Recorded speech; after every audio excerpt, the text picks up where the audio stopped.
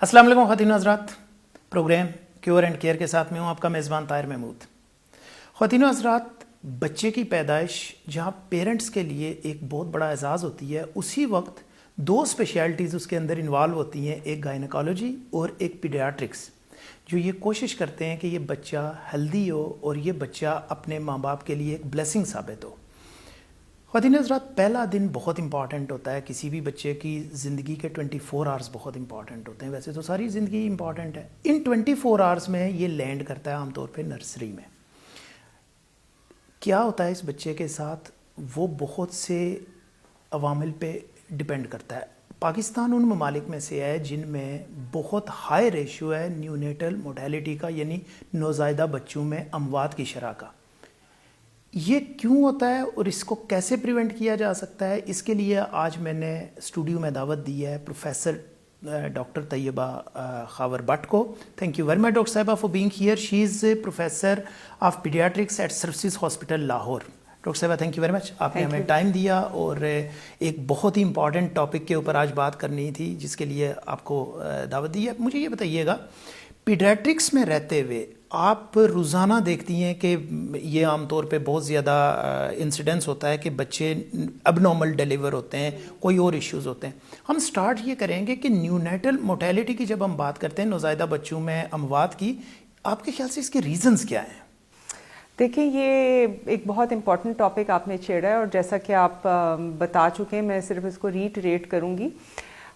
پاکستان کا انفارچونیٹلی جس کو ہم نیونیٹل مورٹیلٹی ریٹ کہتے ہیں، جس کا مطلب یہ ہے کہ ہر 1000 لائیو برتھ، یعنی جو بچے زندہ پیدا ہوتے ہیں، ان میں سے کتنے بچے پہلے 28 دنوں میں فوت ہو جاتے ہیں، کہ نیونیٹل پیریڈ کو یا نوزائیدہ پیریڈ کو ہم پہلے 28 دن دیتے ہیں۔ بالکل صحیح۔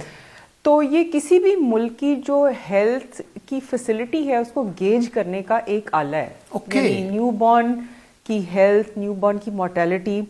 اب بدقسمتی سے پاکستان کی شرح بہت زیادہ ہے اور اس میں بہت سے فگرز ہیں، لیکن آپ سمجھ لیں 45-50، سو 45-50 ہر 1000 بچہ جو زندہ پیدا ہوگا، اس میں 28 دنوں کے اندر اندر ان 1000 میں سے 45-50 بچے فوت ہو جائیں گے۔ یعنی آپ کہہ رہی ہیں 4.5 to 5%؟ نہیں، مطلب جی ہم 1000 لائیو برتھ میں لیتے ہیں نا، جی بالکل، اچھا 45 to 50 پر 1000 لائیو برتھ، جی بالکل۔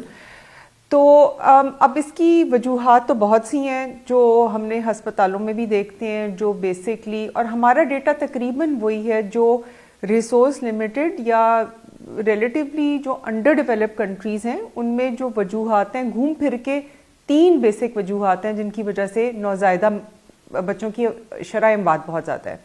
اس میں سب سے پہلے انفیکشنز، یعنی جراثیم کا حملہ۔ آپ جراثیم کا حملہ نیونیٹ کے اوپر کہہ رہی ہیں یا ڈیورنگ پریگننسی کوئی پری ایگزسٹنگ اگر چل رہی ہو انفیکشن؟ وہ دونوں طریقے سے ہو سکتا ہے۔ کچھ بچے جس کو ہم ارلی آنسیٹ انفیکشن کہتے ہیں، جو کہ پیدائش کے پہلے 48-72 گھنٹوں کے اندر انفیکٹ ہوتے ہیں، اس میں چانسز زیادہ تر یہ ہوتے ہیں کہ مدر میں کوئی انفیکشن چل رہی ہوتی ہے جو ان کو ٹرانسمٹ ہو جاتی ہے during the process of birth. 48-72 گھنٹے کے بعد جن بچوں کو انفیکشن ہوتی ہے وہ یوزلی ارلی آنسیٹ نہیں، اس کو ہم لیٹ آنسیٹ سیپسس کہتے ہیں، اور وہ زیادہ تر انوائرمنٹ میں اور سراؤنڈنگ میں سے آتی ہے۔ اس انفیکشن میں ایک کوسچن میرا لے لیجئے گا، گائنی میں یوزلی جب بات ہوتی ہے تو ڈیورنگ پریگننسی UTI کو ڈسکریج کیا جاتا ہے، یورینری ٹریکٹ انفیکشنز کو۔ کیا یہ باقی جو سسٹمک انفیکشنز ہیں یہ بھی کیری کرتی ہے مدر بچے کے لیے، کیونکہ کارڈ سے تو سب کچھ جا رہا ہوتا ہے؟ جی بالکل، اور کچھ انفیکشنز آپ نے بڑا اچھا کہ UTI کا ذکر کیا، سو اگر ہمیں پتہ چلے ایک بچہ پیدا ہوا ہے یا ہونے والا ہے جس کی مدر میں ریکرنٹ UTI، بار بار یورینری ٹریکٹ انفیکشن کی ہسٹری ہے، یا کلوز ٹو ڈیلیوری 3rd ٹرائمیسٹر میں یورینری ٹریکٹ کی ہسٹری ہے، تو ہم اس بچے کو بہت کیئرفلی آبزرو کر رہے ہوتے ہیں، کیونکہ وہ جراثیم جو ماں کے دوران خون سرکولیشن میں ہوتے ہیں وہ پلیسنٹا کے اکراس بچے میں ٹرانسمٹ ہو سکتے ہیں، اور کم و بیش تقریباً سارے جراثیم ہی ہو سکتے ہیں، ان میں سے کچھ زیادہ خطرناک ہیں جو کہ well define newborn problems cause کرتے ہیں، کچھ اتنے نہیں ہے ضروری۔ اسی طرح مدر میں اگر بار بار ڈائریا کی ہسٹری ہو یا مدر میں اور کچھ وائرل انفیکشنز ہیں، وہ بڑی بآسانی ماں سے بچے میں ٹرانسمٹ ہو سکتی ہیں تھرو دا پلیسنٹا۔ وائرل کی جب آپ بات کر رہی ہیں، آپ نے کرونا کا آنسیٹ دیکھا اس طرح کے بچوں میں؟ بالکل بالکل، کرونا کے کیسز، لیکن لکیلی ساری دنیا میں کرونا نے کچھ مہربانی کی ہے ہیومن ریس کے ساتھ کہ بچہ جتنا چھوٹا ہے اتنا ہی اس کے چانسز انفیکشن کے ہیں، لیکن وہ سیریس بیماری کے چانسز اس میں کم ہیں ایز کمپیئر ٹو ایڈلٹس. جی. سو اس کی جو کلینکل مینیفیسٹیشنز ہیں اس انفیکشن کی وہ ایڈلٹس میں اور جو ایج انکریز کرتی ہے جو ابھی تک ہمیں پتہ چلا ہے وہ زیادہ سیویرٹی ہوتی ہے. لیکن ہاں ماں سے بچے میں، کیونکہ یہ انتہائی ہائیلی انفیکشس ڈیزیز ہے، تو ماں سے بچے میں، لیکن یہ زیادہ تر جو انفیکشنز ہیں اکراس دا پلیسنٹا نہیں ہوتی، یہ بعد میں پیدائش کے بعد ہوتی ہیں کہ ماں کی جو ہاں جی وہ جو ریسپریٹری سیکریشنز ہیں، یہ مدر بچے کو اگر بغیر ماسک کے ہینڈل کر رہی ہے، بغیر ہینڈ واشنگ کے، تو وہ ہو سکتی ہیں. لیکن لکیلی یہ اس سے کوئی بہت زیادہ پرابلم ابھی تک ہم نے نہیں دیکھا نوزائیدگان میں. تو ہم نے ایک بات کی کہ انفیکشن ہے، دوسری ریزن اور تیسری ریزن کیا ہے؟ اچھا، دوسری ریزن ہے پریمیچورٹی، یعنی وہ بچے جو وقت سے پہلے پیدا ہو رہے ہیں اور ان کا ورلڈ اوور ہی کیونکہ وہ زیادہ ڈیلیکیٹ ہوتے ہیں، ان میں جو سارے ڈیفنس میکانزمز ہوتے ہیں وہ اتنے اچھے ڈیولپ نہیں ہوئے ہوتے. تو اور بہت سے سسٹمز جو ہوتے ہیں، جس طرح ان کے پھیپھڑے اتنا اچھا کام نہیں کرتے، وہ گیس ایکسچینج کے لیے ریڈی نہیں ہوتے، ان کی آنتیں خوراک لینے اور اس کو ایبزارب کرنے، ڈائجسٹ کرنے کے لیے ریڈی نہیں ہوتی، ان کی اسکن انفیکشن کو فائٹ کرنے کے لیے ریڈی نہیں ہوتی. تو ان کے چونکہ تمام سسٹمز ڈیولپ نہیں ہوتے for surviving in external world, اور جتنا بچہ پری ٹرم ہوگا اتنے ہی یہ چیلنجز اس کو زیادہ ہوں گے. سو ایک بڑی وجہ شرح اموات زیادہ ہونے کی پریمیچورٹی ہے. اور تیسری جو بڑی وجہ ہے وہ اسفکسیا، یعنی پیدائش کے وقت بچے میں جو آکسیجن کی کمی ہوتی ہے، برتھ اسفکسیا. تو گھوم پھر کے یہی 3 وجوہات ہوتی ہیں. آپ کوئی نرسری کا اپنا ڈیٹا اٹھا لیں، آپ انڈیا کا ڈیٹا لے لیں، آپ کسی کمیونٹی کا ڈیٹا لے لیں، میں اپنے کولیگز کے ساتھ کمپیئر کروں ڈیٹا، گھوم پھر کے سیپسس، انفیکشن اور سیپسس اور انفیکشن، ایسفکسیا یعنی آکسیجن کی کمی اور پریمیچورٹی. بعض دفعہ ان میں تھوڑی بہت تناسب میں اوپر نیچے ہو سکتے ہیں، لیکن main 3 causes of neonatal mortality are these. اچھا، آپ کے پاس جو بچے جب پیدائش ہوتی ہے، آپ نے ایک ریشو بتائی کہ 45 to 50 پر 1000، جو بہت ہائی ریشو ہے بیسیکلی موٹیلٹی کی. آپ کے پاس بالکل یہ ٹرانسلیٹ ہو رہی ہے اس وقت؟ آپ کے پاس بھی مطلب ایسے ہی ہوتا ہے؟ جی دیکھیں، ہاسپٹلس کا جو ڈیٹا ہوتا ہے جس کو ہم کہتے ہیں اسکیوڈ ڈیٹا، وہ کمیونٹی کو ریفلیکٹ نہیں کرتا، کیونکہ ہسپتال میں آنے والے بچے بیمار بچے ہوتے ہیں. صحت مند بچہ تو ہسپتال نہیں نہ آئے گا. تو ہمارے پاس جو ہے بیمار بچوں کا، پری میچور بچوں کا جو کمیونٹی میں سروائیو نہیں کر سکتے، جن کو میڈیکل ٹریٹمنٹ کی ضرورت ہے، وہ آتے ہیں. تو ظاہر ہے کیونکہ وہ ونریبل زیادہ ہوتے ہیں، ان کی شرح اموات کمیونٹی سے ذرا زیادہ ہوتی ہے. اچھا، ان کو تھوڑا سا سیگریگیٹ کرتے ہیں.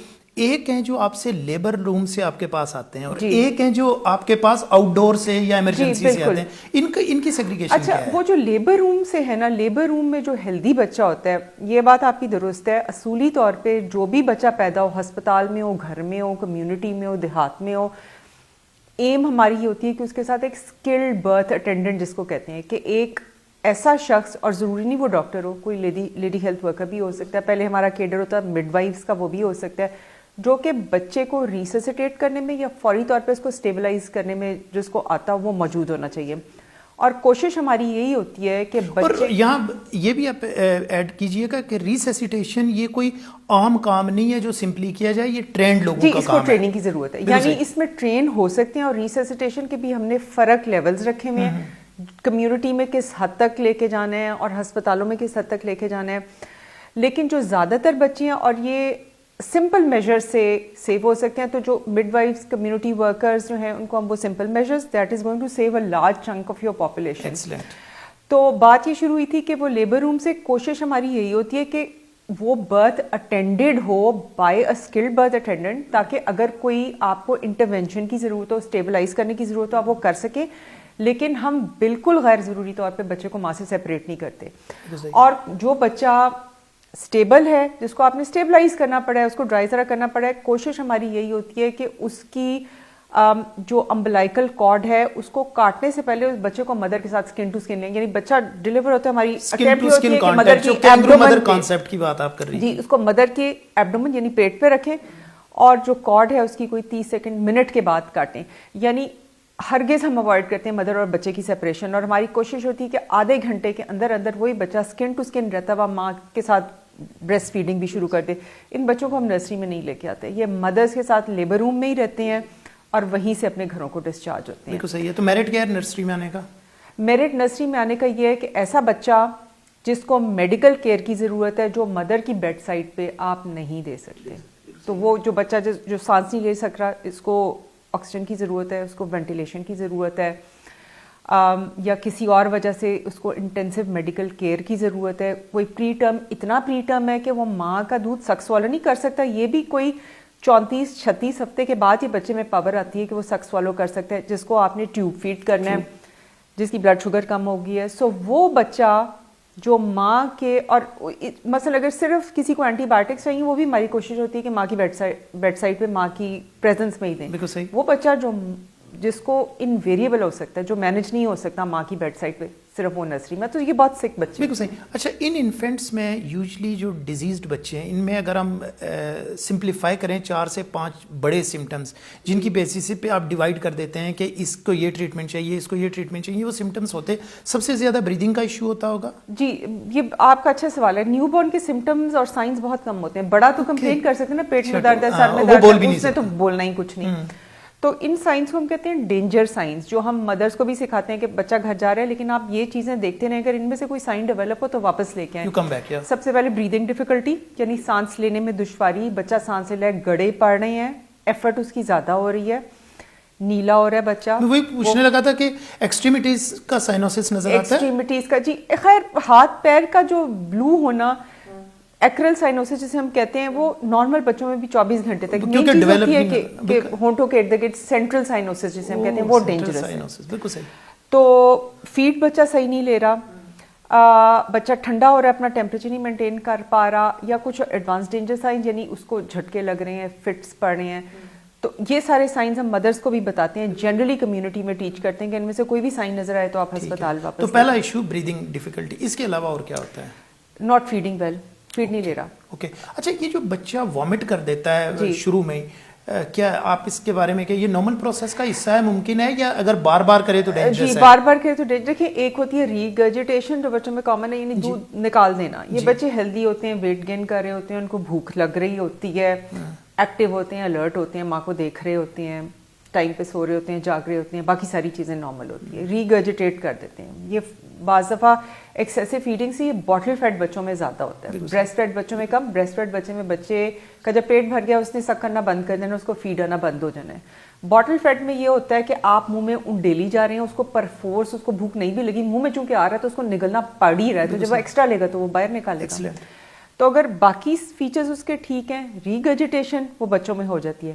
پرسسٹنٹ وامٹنگ, بار بار جب بھی آپ فیڈ دیں وہ الٹ رہا ہے, اور اس کے ساتھ اور سائنز اس میں آ رہے ہیں, وہ ڈھیلا پڑ رہا ہے, سو زیادہ رہا ہے, یا کوئی اور ڈینجر سائن آ رہا ہے. تو بار بار اگر وامٹ کرے گا تو ایسپریشن کے بھی چانسز ہیں, چھوٹا ہے. جی, ایسپریشن کے چانسز لکیلی جو ہیلدی نیو بورن ہے اس میں کم ہوتے ہیں, لیکن اگر جو ڈیزیزڈ ہے یا پری میچور ہے وہ ایسپریٹ کر سکتا ہے, خاص طور پہ اگر اس نے غنودگی کے عالم میں کیا. کیونکہ نارملی ہماری جو کھانسی کاف ریفلیکس سے ہم کہتے ہیں, آپ کو پتہ ہی ہے, کبھی کوئی پھندا لگ جائے تو کتنی فورسفلی آپ اس کو کرتے ہیں, یعنی وہ لنگس میں جانے سے ایک healthy, alert, even newborn, اس کی ریفلیکس ہوتی ہے, بہت اسٹرانگلی اس کو کاف آؤٹ کر دیتے ہیں. لیکن اگر وہ کسی وجہ سے مدہوشی بے ہوشی کے عالم میں اس کی ریفلیکس ہیلتھ کمپرومائزڈ ہے, ہاں, تو پھر وہ بالکل ایسپریٹ بھی کر سکتے ہیں. اچھا, آپ نے ایک بات کی تھی کہ جو آپ کے پاس پیشنٹس, جو بچے آتے ہیں جو پری میچور ڈیلیوری کا کیس ہوتا ہے, ان بچوں کے اندر عام طور پہ آرگنز ڈیولپ نہیں ہوتے, آپ نے بھی بات کی تھی, ان بچوں کو کیسے مینیج کرتے ہیں آپ لوگ؟ یہ تو آپ نے بڑا کمپلیکیٹڈ سوال پوچھا. دیکھیں, ان کی مینجمنٹ جو ہے نا, اس کے بڑے ایسپیکٹس ہیں. جو امیڈیٹلی ایسپیکٹ آپ کو ہٹ کرتا ہے نا, وہ ان کی بریدنگ ڈیفیکلٹیز ہوتی ہے, تو ان کو ہمیں سپورٹ کرنی پڑتی ہے. بعض بچے جو خود سانس لینے کی طاقت رکھتے ہیں, ان کو بسا اوقات صرف آکسیجن ایئر بلینڈڈ آکسیجن ہم دے دیتے ہیں کہ وہ ان کی سیچوریشن یا آکسیجنیشن مینٹین رہے. کچھ بچے اتنے پری میچور ہوتے ہیں کہ وہ شروع میں سانس لیتے ہیں لیکن وہ بہت جلدی تھک جاتے ہیں, وہ سانس نہیں لے پا سکتے, یعنی فزیکلی دے بیکم انکیپیبل, تو ان کو پھر وینٹیلیٹر پہ ڈال کے وینٹیلیٹ کرنا پڑتا ہے. اس سارے کو ہم ریسپیریٹری یا وینٹیلیٹری سپورٹ کہتے ہیں. ڈیپینڈنگ پروگنوسس کیا ہے ایسے بچوں کا؟ پروگنوسس تو obviously ان کا ذرا گارڈیڈ ہی ہوتا ہے، خاص طور پہ اگر 28 ہفتے سے کم بچہ ہے، 1 kg سے کم بچہ ہے. لیکن یہ ہم کبھی نہیں کہتے کہ اب اس میں کچھ کر نہیں سکتے، بیکاز آپ نے سپورٹ ان کو ہر طرح سے کرنا ہے. سو امیڈیٹلی وہ پھر ان کا ٹیمپریچر کنٹرول، ان کے فلوئڈ، اگر وہ دودھ پی نہیں پا رہے، ان کا گٹ امیچور ہے، تو ان کو کچھ نیوٹریشن ہمیں ان کو تھرو ڈرپس اینڈ انجیکشنز دینی پڑتی ہے. انفیکشن کو ان کو واچ کرنا پڑتا ہے، انفیکشن سے بچانا پڑتا ہے. تو یہ بڑا مینی فولڈ ہے. پھر ان کے برین میں بلیڈ وہ بڑی ایزیلی کرتے ہیں، ان کے خون جمنے کی کیپیسٹی ہوتی ہے وہ صحیح نہیں ٹو ہوتی. میک اٹ سمپل، اس کا مطلب ہے کہ یہ بچہ 28 دن تک آپ کو دن رات جگاتا ہے. بالکل، اور ڈیپینڈ کرتا ہے اگر کوئی بچہ بہت پری میچور پیدا ہوا ہے، وقت سے 2 مہینے پہلے پیدا ہو گیا، تو وہ آپ کو 2 مہینے تک دن رات جگا. اگر کوئی 3 مہینے پیدا ہو گیا تو وہ 3 مہینے تک دن رات آپ کو جگا سکتا ہے. تو ڈاکٹر صاحبہ تھینک یو ویری مچ، آپ آئیں، آپ نے اس پروگرام کے اندر بہت سی ایسی چیزیں ہمیں بتائیں جس سے لوگوں کو ہیلپ ہوگی. آخر پہ میں چاہوں گا کہ اگر آپ مدرس کو اور سوسائٹی کو میسج دینا چاہیں کہ بیکاز یہ عام طور پہ خاتون سٹگماٹائز ہو جاتی ہے جی کہ جی یہ کئی لوگ کہتے ہیں اس کو 18 کا مرض ہے، اس کو یہ پرابلم ہے، یہ دوبارہ شاید نارمل بچہ نہیں پیدا کر سکتی. تو میرے خیال سے متھ توڑنے کے لیے it is over to you, اگر آپ میسج دینا چاہیں. نہیں، یہ نو ڈاؤٹ بہت ایک برا ایکسپیرینس ہوتا ہے، ٹرومیٹک ایکسپیرینس ہوتا ہے والدین اور خاص طور پہ والدہ کے لیے، کہ اگر اس کا نوزائیدہ بچہ سروائیو نہیں کرتا. اور کچھ ہماری معاشرتی رویے بھی اس طرح کے ہیں کہ بہت سے لوگ اس کو اس طرح پیش کرتے ہیں جس طرح یہ ماں کا قصور ہو. تو جو میسیجز میرے ہیں وہ بہت سمپل اسٹریٹ فارورڈ ہے. نمبر 1، جو ماں ہے جو پریگننٹ ہوئی ہے اس کا خیال رکھنا بہت ضروری ہے. اب یہ ضروری ہے کہ آپ اس کی اینٹی نیٹل وزٹس کرائیں، یعنی کسی بھی مستند ڈاکٹر کے پاس جب وہ پریگننٹ ہے، جب جو زچگی کی حالت میں ہے، تو اس کو آپ نے ریگولرلی ایک مستند ڈاکٹر کو دکھانا ہے، تاکہ اس کی صحت کے علاوہ اس کا بچہ جو بھی پیدا نہیں ہوا تھرو الٹرا ساؤنڈ یا ڈفرینٹ ٹیکنیکس، اس کی صحت پہ بھی نظر رکھی جا سکے. نمبر 2، جب ڈلیوری ہے تو وہ کائنڈلی اسکلڈ برتھ اٹینڈنٹ، یعنی میں یہ نہیں کہہ رہی ضروری کوئی ڈاکٹر ہو، لیکن آپ کے علاقے میں جو بھی ہیلتھ ورکر ہے جو یہ کام کر سکتا ہے، جس کی ٹریننگ ہے بچے کی ڈلیوری کرانے میں اور نیو بورن کو اسٹیبلائز کرنے میں، وہاں پہ، اور جو پریگننسیز پہلے سے فلیگ ہو جائیں، جن میں پتہ چل جائے کہ بچے کی گروتھ صحیح نہیں یا کوئی اور پرابلم آ رہا ہے، وہ کوشش کریں وہ ڈلیوری کسی بھی اچھے بڑی ٹرشری لیول کے ہاسپٹل میں ہو، تاکہ اگر بچے کے لیے کوئی میڈیکل ایڈ دینی پڑے تو وہ فوری وہ شروع ہو سکے. یہ نہیں کہ بچہ کسی بہت ڈسٹینس پہ ڈیلیور ہوا ہے پھر اس کو ایمبولینس میں ڈال کے آپ ہسپتال کو ڈھونڈتے ہوئے لے کے آ رہے ہیں. تیسری بات، بچے جو گھروں میں ڈیلیور ہوتے ہیں کمیونٹیز میں، وہ اگین آپ کے لاسٹ پروگرام میں بھی کہا تھا، میں نے درخواست کی تھی سارے ماؤں سے کہ اپنا دودھ پلائیں. یہ سنگل موسٹ افیکٹو وے ہے جس سے آپ بچے کو انفیکشن سے بچا سکتے ہیں. اور میں نے آپ کو بتایا انفیکشن ایک بہت بڑا کاز ہے بچے کی نیو بورنز کی ڈیتھ کا. مائیں زیادہ تر بچوں کو، نوزائیدہ بچوں کو اپنے ساتھ رکھیں. رشتہ دار آئی نو وہ سارے بڑے ایکسائٹیڈ ہوتے ہیں، کم سے کم لوگ نوزائیدہ بچے کو ہینڈل کریں. زیادہ تر ماؤں کے پاس رہیں، صفائی کا خیال رکھیں، بریسٹ فیڈنگ کا خیال رکھیں. تو کوئی وجہ نہیں کہ ہمارا نیو بورن مورٹیلٹی ریٹ جو ہے وہ پریزنٹ سے کم ہو سکے. بہت شکریہ ڈاکٹر صاحبہ، تھینک یو ویری مچ. خواتین و حضرات، ٹیک ہوم میسج آج کے پروگرام سے یہ ہے کہ اگر ہیلدی بچہ آپ چاہتے ہیں تو اس کے لیے فور گرانٹیڈ نہیں لینا اپنے پریگننسی کو یا اس مدر کو. You need to take very good care of both mother and the kid. Certified doctor کے پاس جانا ہے آپ نے ڈیورنگ پریگننسی بھی، اور جب یہ سارا پروسیجر ہو تو اس کے بعد ایکسپرٹس سے ضرور اوپینین لینا ہے. تھینک یو ویری مچ. اگلے ہفتے ایک نئے پروگرام میں ایک نئے گیسٹ کے ساتھ ملاقات ہوگی. تب تک کے لیے اجازت دیجیے. اللہ حافظ.